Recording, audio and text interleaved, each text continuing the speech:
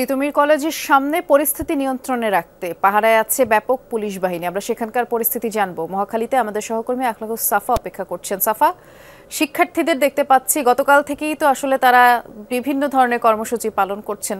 পরবর্তী কর্মসূচি কি, আর রাস্তাঘাটে যে ভোগান্তি হলো সবার, সেই চিত্র তো নিশ্চয়ই আপনি যেতে যেতে দেখেছেন, তাও একটু জানাবেন।